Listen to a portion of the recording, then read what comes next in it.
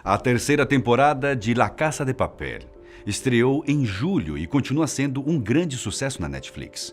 Com uma ampla projeção mundial, a série conquistou milhões de fãs e muitos deles se perguntam o que serviu de inspiração para a trama idealizada por Alex Pina. Eu sou Uriel Martínez e venha comigo descobrir o que inspirou La Casa de Papel, aqui no Fatos Desconhecidos.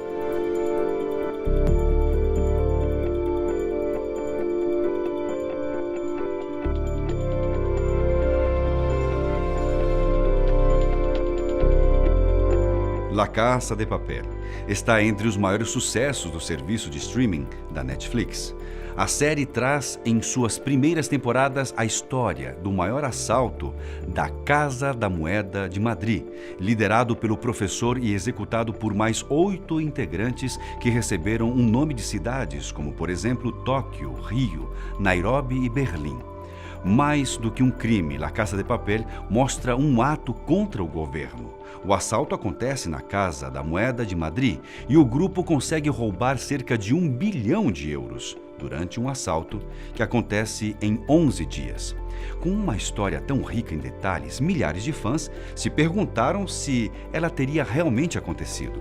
Segundo o autor, o roteiro não foi baseado em nenhuma história real, porém, o desenvolvimento da série foi relacionado a vários eventos históricos que aconteceram no mundo, como, por exemplo, o maior roubo da história da Argentina, que ocorreu há 13 anos atrás. Um grande golpe a um banco da Argentina aconteceu no dia 13 de janeiro de 2006. O alvo foi o Banco Rio, em Acassuso, a 20 quilômetros da capital Buenos Aires. O crime, considerado o roubo do século, foi responsável por esvaziar 147 cofres da instituição. Dentro do banco estavam 6 ladrões e 23 reféns. Do lado de fora, mais de 300 policiais esperavam uma ordem para atacar. Depois de mais de 5 horas de tensão, as equipes invadiram o local. Porém, os criminosos já tinham desaparecido através de um túnel em lanchas infláveis. No lugar onde antes havia 15 milhões de dólares, eles deixaram um bilhete que dizia: "Em bairro de ricaços, sem armas nem rancores. É só grana e não amores." O paradeiro da quadrilha foi descoberto diante de uma denúncia feita pela esposa de um dos integrantes que teria sido deixada pelo marido. 5 membros do assalto foram presos. Os integrantes passaram cerca de 5 anos na prisão. Suas penas foram reduzidas por conta que eles não usaram armas reais durante o crime. Em 13 anos, a polícia conseguiu recuperar apenas cerca de 1 milhão. Eles não voltaram a cometer delitos e o restante do dinheiro nunca mais foi encontrado. Além de ter sido um crime muito bem estruturado, algo que chamou muito a atenção da imprensa foi o fato do idealizador do roubo não ter nenhum envolvimento anterior com o mundo dos crimes. Fernando Araujo era um professor de artes marciais e passava a maior parte do seu tempo pintando quadros em seu ateliê particular. Ele morava a poucas quadras do banco. Segundo relatos, Araujo era um boêmio e grande sonhador. Não parecia um criminoso.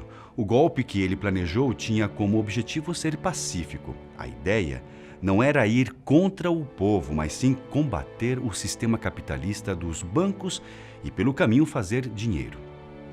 O roubo foi planejado por 2 anos. A estratégia era convencer a polícia de que eles poderiam matar os reféns, mas só queriam ganhar tempo para esvaziar os cofres e fugirem.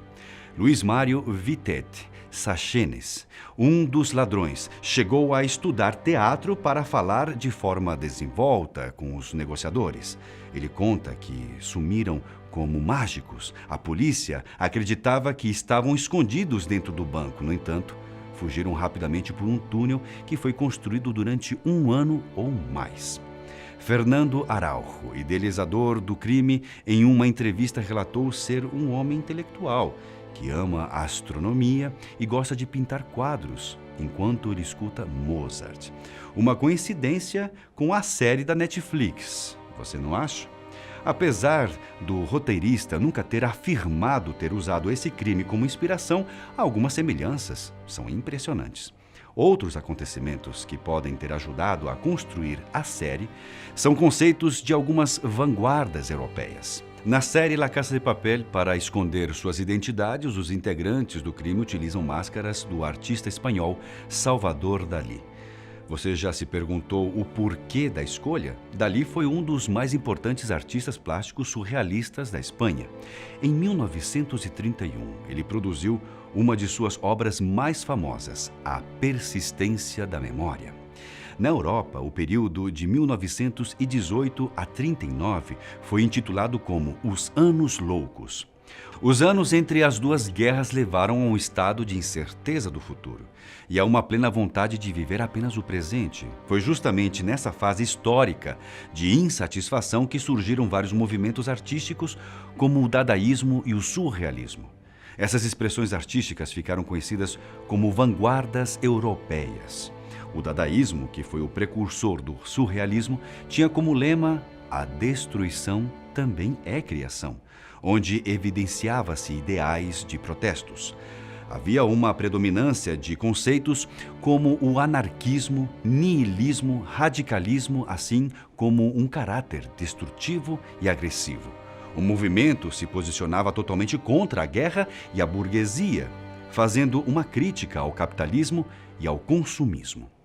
O intuito principal do dadaísmo era de chocar a burguesia da época, além de criticar a arte tradicionalista, a guerra e o sistema vigente. Um movimento de crítica cultural e contestador dos valores tradicionais.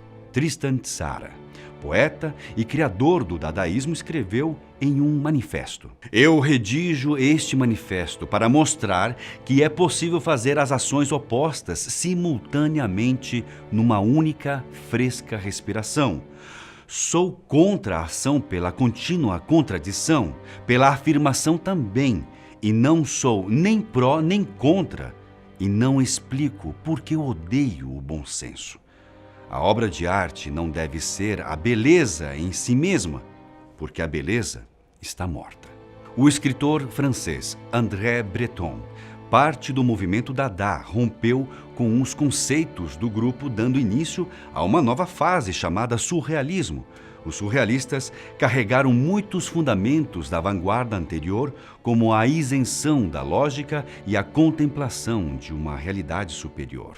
Para o surrealismo e o dadaísmo existia uma necessidade de romper com a sociedade capitalista moderna, assim como em La Casa de Papel, onde o roubo à casa da moeda de Madrid serviu além da busca pelo dinheiro, mas também como um protesto ao governo. Contribuindo para esse raciocínio, temos na trilha sonora da série a música Bella Ciao.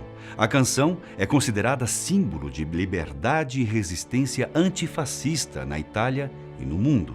Até hoje, não se sabe ao certo como ela surgiu. Algumas fontes sustentam que ela foi baseada em melodias cantadas por camponesas no início do século XX. Porém, essa hipótese não é bem aceita para alguns especialistas, que acreditam que ela tenha surgido de um conjunto de influências de músicas populares no norte da Itália.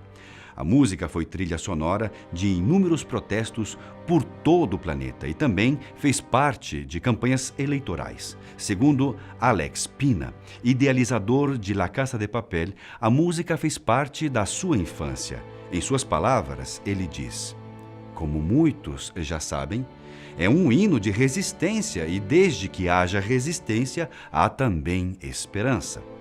Mesmo que a série não tenha sido baseada de fato por nenhum assalto que aconteceu na vida real, com um efeito contrário, ela conseguiu inspirar alguns crimes pelo mundo depois que ela foi ao ar. Inclusive, em uma das cenas da terceira temporada, mostram-se protestos reais que aconteceram pelo mundo, onde pessoas usaram máscaras de Dalí e macacões vermelhos. Um crime inspirado pela La Casa de Papel aconteceu com um grupo de ladrões chilenos que tentou roubar um caixa eletrônico. 10 assaltantes de Santiago se basearam na série, se vestiram com macacões, esconderam seus rostos com máscaras de Salvador Dalí e tentaram roubar um caixa.